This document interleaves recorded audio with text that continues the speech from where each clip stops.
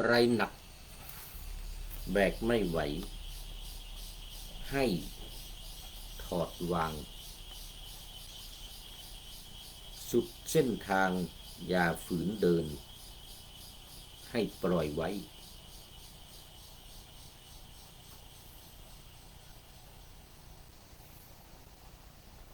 สิ่งรอบตัวทำหม่นหมองจะเสียใจจงถอยห่างออกมาให้ไกลจากตาอ่านก็ไม่ได้หากสิ่งไหนทำกิจแท้และสิ้นหวังทั้งมันพังไว้ข้างหลังไม่ต้องหา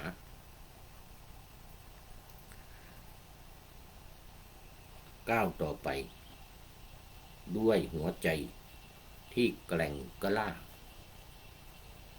สร้างคุณค่าพร้อมเผชิญทุกเรื่องราวขอถวายความนอบน้อมแด่พระรัตนตรัยมีพระพุทธเจ้าเป็นต้นขอถวายความเคารพพระมหาเถระพระเถรานุเถระ เจ้าคณะพระสังฆาธิการทั่วโลกมีพระเดชพระคุณพระธรรมเสนาบดีเจ้าคณะภาค7วัดพระธาตุดอยสุเทพเป็นต้นและขออำนวยพรแด่ท่านผู้ฟังท่านผู้ชมสาธุชนพุทธบริษัททั้งหลายวันนี้รายการธรรมะหลังธรรมวัดเย็นของวัดพระธาตุดอยสุเทพออกอากาศทางสถานีวิทยุพระพุทธศาสนาแห่งชาติและจริยธรรมวัดพระธาตุดอยสุเทพระบบ FM 96 เมกะเฮิรตซ์เหนื่อยมีพ่อครูวันลบนามวงพรหมเป็นผู้อำนวยการอาจารย์พระมหาประสิทธิ์ประสาธิโกเป็นหัวหน้าสถานีและอาตมาภาพพระครูปริยัติยานุศาสตร์เป็นผู้บรรยายเป็นประจำทุกวันเวลา 18:40 นาทีถึง 19:10 นาทีเหนื่อย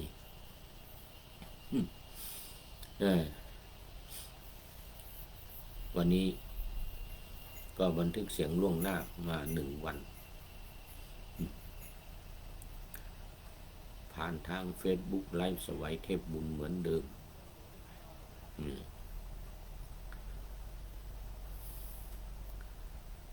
สำหรับเรื่องที่จะพูดคุยกันในวันนี้เนี่ยอยากเป็นเรื่องเดิม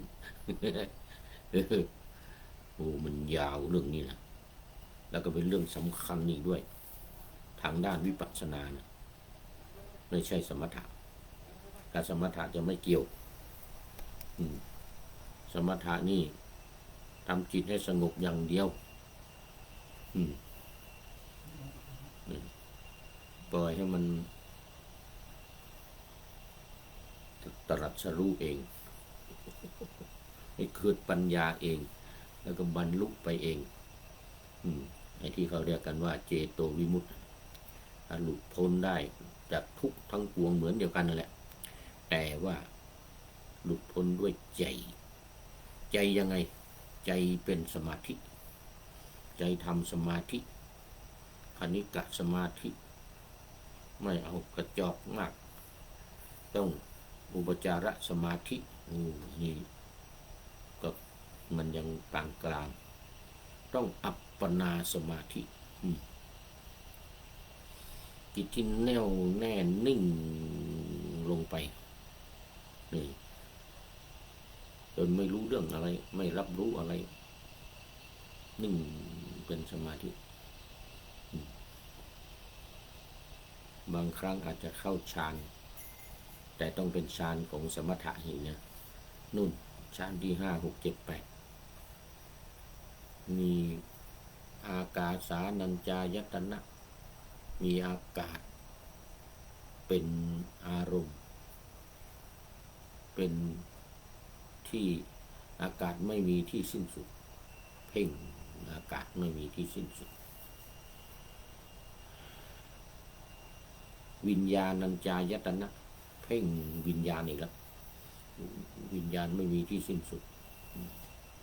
อากินจัญญายตนะเพ่งความว่างเปล่าอีกแล้วไอ้สิ่งที่ว่างเปล่าทั้งหลายนี่นะไอ้ที่มันไม่มีอะไรนี่นะมันไม่มีที่สิ้นสุดอากินจัญญายตนะไอ้ที่8เนวสัญญานาสัญญายตนะไอ้นี่ก็ไม่สนใจอะไรใครแล้วนี่ไม่ยึดถือไม่ยึดมั่นถือมั่นไม่ติดอะไรอะไรจะเกิดก็เกิดอะไรจะดับก็ดับนี่นะมีความจำก็ไม่ใช่ไม่จำก็ไม่ใช่นี่นะจริงมันคือไม่ยึดติดไม่ยึดติดไม่ยึดมั่นถือมั่นอะไรอะไรเกิดขึ้นก็เฉยไม่รู้เรื่องอะไรเนวสัญญานาสัญญายตนะนี่ฌานที่8ยิ่งเข้าไปฌานที่9แต่คนที่เขาไม่เรียกฌานที่9นะเอาเรียกว่ามันเป็นสัญญาเวทยิตานิโรธสมาบัติคือเข้านิโรธสมาบัตินี่แหละแต่ว่าขันหายไป2 ขันขันหายไป2 ขันอะไรขันหายขันอะไรบ้างขัน5เนี่ยรูปเวทนาสัญญาสังขารวิญญาณเนี่ยหายไป2 ขันยังไงเวทนากับสัญญาหายก็คือสัญญาเวทยิตานิโรธแต่สัญญาก็คือความจำใช่ไหมหมดความจำไม่มีแล้วก็เวทยิตานิโรธเวทนานี่แหละความรู้สึกที่ว่าสุขทุกข์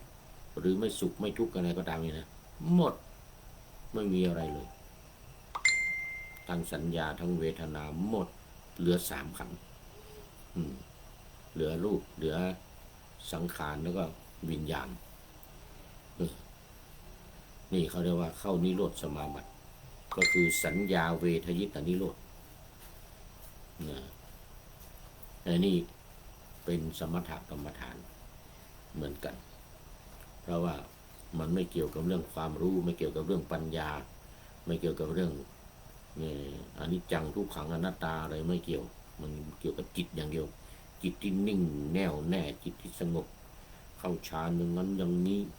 เป็นอย่างนั้นเป็นอย่างนี้อากาศเป็นวิญญาณอย่างอื่นไม่รับรู้อะไรแล้วเขาเรียกว่าสมถกรรมฐาน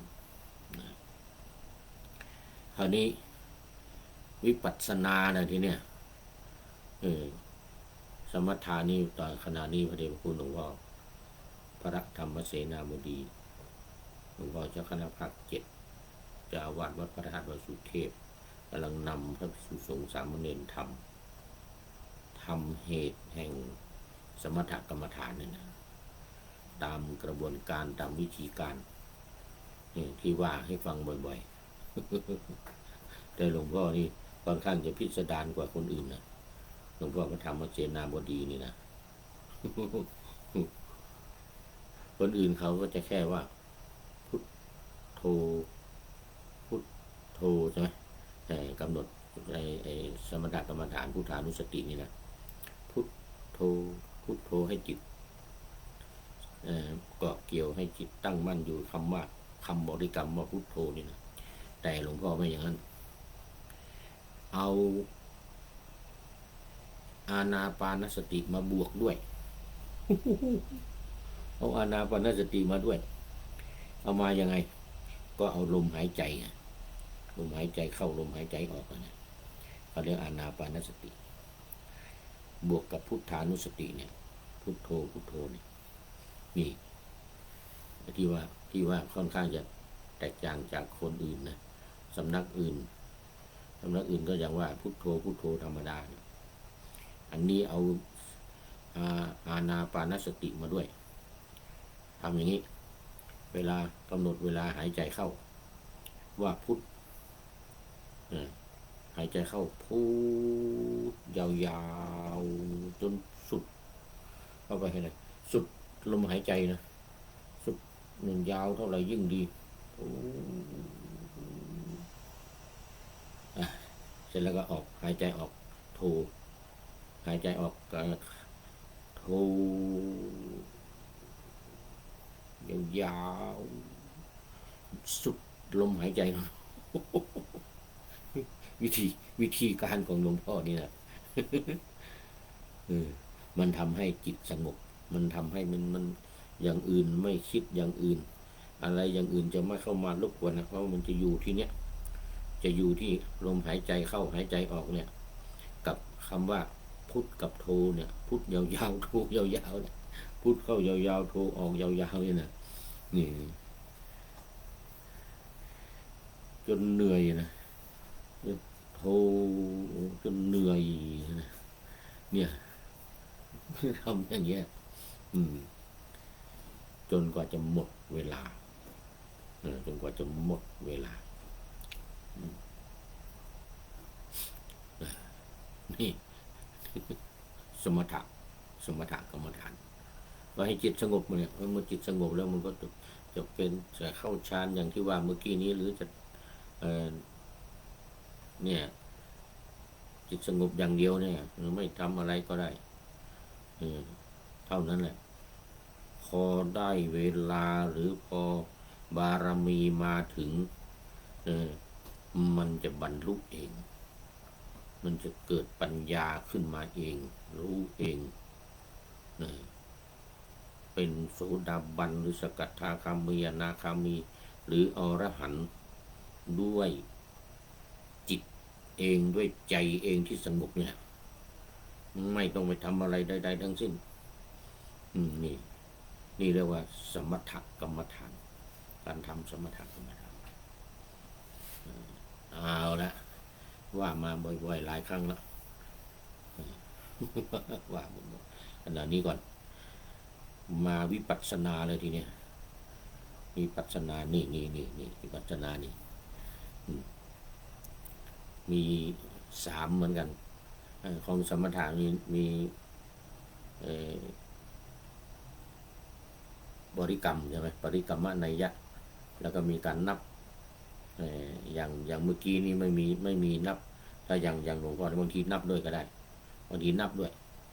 พูดเข้าไปยาวๆโทรมายาวๆแล้วก็นับ1อะไรอย่างเงี้ยนะอย่างนี้ก็มีอย่างนี้ก็ได้เข้าไปอีกออกมาอีกก็นับ2เข้าไปอีกออกมาอีกนับ3 4 5ไปเรื่อยๆจนถึง56บางทีไม่ถึง56ก็หมดเวลาซะก่อนก็เลยเอาไป56เป็นคุณของพระพุทธเจ้าในพุทธานุสติพุทโธเนี่ยนับถึง56แต่พระเดชคุณหลวงพ่อจะเอาเวลาว่าประมาณ30 นาทีประมาณ30 นาทีก็หยุดถ้านับก็อาจจะถึง56หรืออาจจะไม่ถึงเพราะว่าพุทธยาวโทออกมาก็ยาวแล้วก็1อย่างนี้นะอาจจะหมดเวลาก่อนหรือหมดเวลาก่อนเข้ามาวิปัสสนาเลยทีเนี้ยวิปัสสนาอย่างวันนี้เรื่องอะไรยังอยู่เรื่องเดิมปัจจัยแห่งความทุกข์และความดับแห่งความทุกข์เนี่ย2อย่างเนี่ยปัจจัยแห่งทุกข์กับความดับแห่งความทุกข์ความจริงมันคือพุทธปรัชญานะปรัชญาของพระพุทธเจ้าที่ว่าดับเดี๋ยวทุกข์กับความดับทุกข์แต่อันนี้พูดถึงปัจจัยของมันปัจจัยที่จะทำให้มันเกิดทุกข์แล้วก็ความดับในปัจจัยที่ทำให้มันเกิดความดับทุกข์เนี่ยนะมันก็คือปรัชญาที่ว่าทุกข์กับความดับทุกข์ที่พระพุทธองค์ตรัสปุเพจาหังภิกขเวเอตระหิจักปัญญาเปมิทุกขันเจวะทุกขัสสจะนิโรธังนี่เป็นปรัชญาที่สูงสุดในพระพุทธศาสนาปรัชญาของพระพุทธเจ้ามีแค่นี้ ปุเพจาหังภิกขเวเอตระหิจักไม่ว่าจะในอดีตด้วยปัจจุบันด้วยปุเพจักในอดีตด้วยเอตระหิจักในปัจจุบันด้วยไอ้ที่หังนี่คืออาหังอาหังมาต่อปุเพจะเอาอาหังมาต่อเป็นปุเพจาหังในอดีตด้วยในปัจจุบันด้วยก็คืออดีตและปัจจุบันอาหังเลยว่าเราปัญญาเปมิบัญญัติทุกขันเจวะก็คือทุกขังจะบวกเอวะนะทุกด้วยนั่นเทียวด้วยนั่นแหละทุกนี่หนึ่งทุกขัสสะจะนิโรธังและความดับแห่งทุกนี่สองอย่างนี้ในอดีตและปัจจุบันคืออดีตนี่หมายถึงว่าพระพุทธเจ้าในอดีตนะทุกพระองค์ที่ตรัสรู้แล้วเท่าเม็ดหินเม็ดทรายที่ผ่านมาแล้วนะแล้วก็ปัจจุบันก็หมายถึงพระองค์พระพุทธเจ้าในปัจจุบันคือพระองค์เนี่ยตรัสสองเรื่องนี้เท่านั้นหนึ่งทุกสองการดับทุกขัสสะนิโรธังการดับแห่งความทุกข์ทุกขันเจวะทุกเนี่ยทุกด้วยการดับทุกด้วยสองอย่างนี้เท่านั้นเพราะฉะนั้นตัวนี้คือปรัชญาที่สำคัญของพระพุทธศาสนาในธรรมจักรกับปวัตตนสูตรที่พระองค์แสดงอริยสัจสี่อริยสัจสี่นี่ก็ย่อลงเป็นสองหนึ่งทุกแล้วก็ข้อสามการดับทุกนิโรธคือทุกขังกับนิโรธังสองอย่างนี่ส่วนสมุทัยข้อที่สองกับมรรคข้อที่สี่ข้อสองกับข้อสี่นี่เป็นริ้วล้อของมันเป็นต้นเหตุของความทุกข์นี่เป็นปัจจัยที่ว่าเนี่ยเป็นปัจจัยที่ทำให้เกิดความทุกข์สมุทัยโยสมุทัยสาเหตุของความทุกข์ก็คือตัณหาสามอย่างเสร็จแล้วการดับข้อสามการดับทุกข์แล้วก็มันจะดับได้มันต้องปฏิบัติดำเนินตามทางสายกลางเนี่ยมัชฌิมาปฏิปทาคือมรรคมีองค์8ประการเนี่ยแล้วมันจึงจะดับได้ทำให้ดับอันนั้นข้อ4เนี่ยก็เป็นริ้วล้อของข้อ3ข้อ2เป็นริ้วล้อของข้อ1ปรัชญาหรือความรู้จริงๆของพระพุทธเจ้าที่ตรัสรู้เนี่ยคือ2เท่านั้นทุกข์กับความดับทุกข์แล้วก็สมุทัยเป็นปัจจัยเป็นสาเหตุที่ให้เกิดทุกข์มรรคมีองค์8ประการนี้เป็นปัจจัยหรือเป็นเหตุให้ดับความทุกข์ได้เมื่อสรุปแล้วพุทธปรัชญาหรือปรัชญาของพระพุทธเจ้ามี2เท่านั้น1ทุกข์2การดับทุกข์ไอ้ที่ผู้พูดรู้นี่เพราะอะไรเขียนวิทยานิพนธ์มาสมัยไปเรียนปริญญาเอกเนี่ยเรียนปริญญาเอกที่ประเทศอินเดียนะก่อนจะไปก็ไปกราบทูลถามพระเดชพระคุณหลวงพ่อเป็นเจ้าคุณสมเด็จวัดยานเวศกวันปัจจุบันเนี่ยสมเด็จพุทธโฆษาจารย์หรือหลวงพ่อประยุทธ์โตไปกราบเรียนหลวงพ่อตอนนั้นท่านอยู่ที่ปทุมธานีอยู่ที่คลอง3ไปกราบเรียนถามหลวงพ่อไปปรึกษาคือไปเป็นลูกศิษย์ไปเรียนถามหลวงพ่อไปเรียนลูกศิษย์ก็คือไปเรียนว่าผมจะไปทำปริญญาเอกนะประเทศอินเดียครับหลวงพ่อจะทำเรื่องอะไรดีท่านก็ย้อนถามท่านอยากจะทำเรื่องอะไรก็อยากจะทำพุทธปรัชญา เรียนสาขาในสาขาปรัชญาครับอยากจะทำพุทธปรัชญานะท่านก็ถามว่าจะในใจที่คิดอาจจะเอาอะไรที่เป็นปรัชญาของพระพุทธเจ้านะท่านย้อนถามนะท่านเจ้าพระคุณสมเด็จเราคิดไว้แล้วผมจะเอาอริยสัจสี่นะหลวงพ่อเพราะว่าอริยสัจสี่นี่เป็นสุดยอดพระพุทธเจ้าตรัสรู้ด้วยอริยสัจสี่จะไปเขียนเรื่องอริยสัจสี่เนี่ยพระเดชพระคุณหลวงพ่อก็บอกว่าก็ได้แต่มันยาวไปเหมือนกันนะมันจะไม่จบมันจะเขียนไม่จบจะไม่ได้เป็นด็อกเตอร์นี่มันนะหลวงพ่อว่านะพระเดชพระคุณหลวงพ่อเจ้าพระคุณสมเด็จว่าเอายังไงหลวงพ่อมันยาวเกินไปยังไงมีแค่4 ข้อนะนั่นแหละ4 ข้อนั่นแหละถ้าเขียนทั้งหมดให้มันก็ไม่จบมันยาวเหมือนกันนะเอา2 ข้อพอเหมือนกันนะอะไรข้อ 1กับข้อ 3เหมือนกันนะข้อ 1กับข้อ 3ข้อ 1ทุกข์เหมือนกันนะ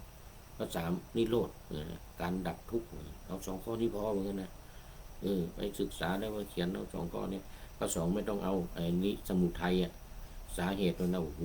จะไปเขียนสมุทัยด้วยเรื่องสาเหตุที่ทำให้เกิดกับความทุกข์ด้วยเนี่ยโอ้โหไม่จบเหมือนกันนะมันยาวอ้างนิดหน่อยก็พออ้างนิดหน่อยว่า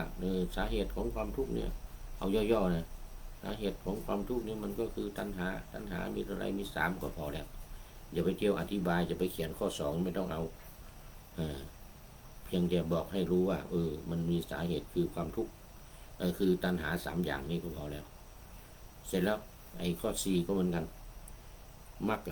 รคมีองค์8นะโอ้ชาตินี้ก็ไม่จบเหมือนกันนะจะไปเขียนมรรคมีองค์8อีก8 ข้อเลยนะนี่ตั้งแต่สัมมาทิฏฐิจนถึงสัมมาสมาธิเนี่ยท่านเขียนวิทยานคนไม่จบหรอกเหมือนกันนะหลวงพ่อว่าทำยังไงหลวงพ่อไม่ต้องมาเขียนไอ้ข้อ 4ไม่เอาข้อ 3ข้อเดียวข้อ 1กับข้อ 3ก็คือการดับความทุกข์ดับทุกข์ดับยังไงก็พอดับทุกข์ดับยังไงก็พอไอ้สาเหตุที่มรรคมีองค์8ที่จะปฏิบัติทางสายกลางมัชฌิมาปฏิปทานั้นไม่ต้องเขียนนะไม่ต้องเขียนแต่จะอ้างนิดหน่อยได้อ้างนิดหน่อยว่าแนวทางในการปฏิบัติที่จะให้เข้าถึงการดับทุกข์เนี่ยคือมรรคมีองค์8ประการก็พออย่าไปเที่ยวเขียนออกมาวิทยานิพนธ์แทนที่จะเขียนเล่มขนาดนี้จะเขียนเล่มอย่างเงี้ยเหมือนกันนะจะเขียนเล่มอย่างนี้ถึงว่าเอา2 ข้อพอทุกข์กับนิโรธการดับทุกข์อ้างนิดหน่อยว่านี่เป็นข้อปฏิบัตินะข้อ 4เนี่ยเป็นข้อปฏิบัติอ้างนิดหน่อยก็ได้ถึงไม่ต้องพูดถึงเลยก็ได้ไม่ต้องพูดถึงเลยก็ได้อย่างข้อ 2สาเหตุของความทุกข์เนี่ยไม่ต้องพูดถึงก็ได้เอาพูดแต่เรื่องทุกข์อย่างเดียวเสร็จแล้วก็ดับทุกข์อย่างเดียวอย่างเงี้ยมันจะจบไวเหมือนกันนะก็เลยเอาเนี่ยแต่หลวงพ่อมีเหตุผลมีข้ออ้างให้ด้วยไงไอ้ที่ว่าเมื่อกี้เนี่ยอุเพจาหังพิกเวเอตระหิจะเนี่ยอันนี้หลวงพ่อว่านะหลวงพ่อว่าให้ฟังเลยว่าฟังเนี่ยพระพุทธเจ้าตรัสไว้อย่างนี้เอานี้อ้างเลยเอานี้อ้างที่พระพุทธเจ้าตรัสไว้เนี่ยอุเพจาหังพิกเวเอตระหิจะปัญญาเปมิทุกขันเจวะทุกขัจจะนิโรธังเอาแค่นี้เอาเป็นบทตั้งว่าพระพุทธเจ้าตรัสไว้อย่างนี้แค่นี้พอ2 เรื่องนี้แหละทุกข์กับความดับทุกข์นี่เป็นพุทธปรัชญาของพระพุทธเจ้าเหมือนกันนะก็เลยไปเขียนวิทยานิพนธ์ปริญญาเอกเนี่ยที่จบเป็นด็อกเตอร์มานี่นะเพราะ2 ข้อเนี่ยทุกข์กับความดับทุกข์เนี่ยไปเขียน2 เรื่องนี้ได้นะกราบขอบพระคุณหลวงพ่อเป็นอย่างยิ่งก็จบกลับมาแล้วไปกราบท่านตอนนั้นท่านยังไม่เป็นสมเด็จตอนที่จบมานะ 2536พศ2536ว่าจบกลับมาแล้วก็เลยไปกราบตอนนั้นท่านก็กลับไปอยู่ที่นครปฐมแล้วที่ไปอยู่ที่วัดยานเวศกวันเนี่ยไปกราบท่านไปกราบเรียนหลวงพ่อจบแล้วไปทำวิธีพลมาจบแล้วตามที่เรียนพูดหลวงพ่อแนะนำมาเขียน2 เรื่องทุกข์กับความดับทุกข์กันโอ้ดีละหลวงพ่อปะไปกราบเรียนหลวงพ่อนี่เพราะฉะนั้นวันนี้ต่อมาต่อปัจจัยแห่งความทุกข์แล้วก็ความดับปัจจัยแห่งความดับทุกข์ปัจจัยที่ทำให้เกิดทุกข์ปัจจัยความดับทุกข์ว่าไปแล้ว7นัยยะ7ปริยายมันยาวอันนี้ปริยายที่8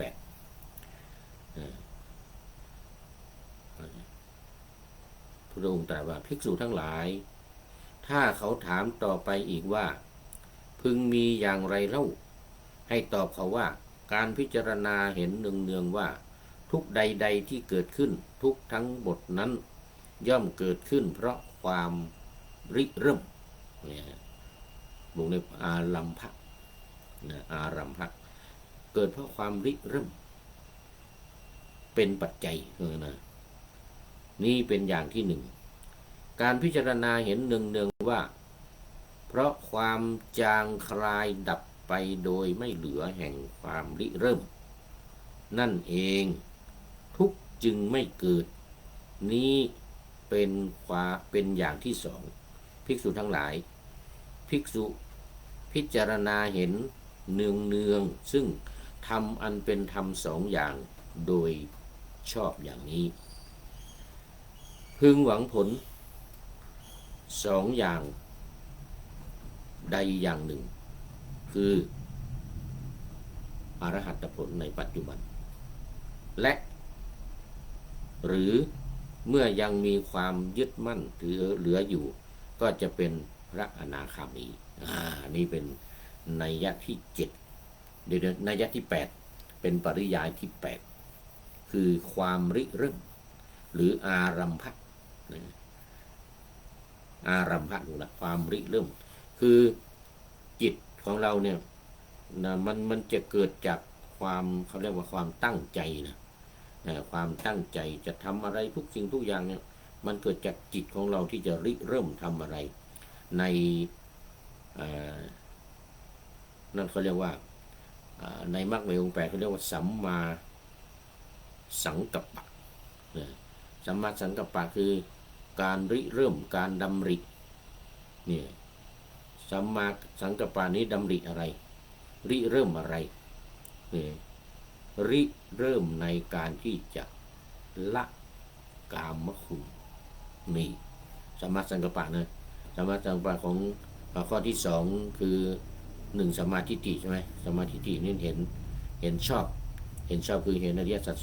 4สัมมาสังกัปปะดำริชอบคือคิดชอบริเริ่มนี่แหละ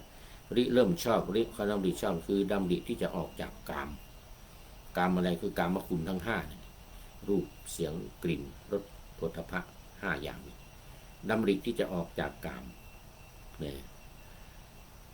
คือสัมมาสังกัปปะ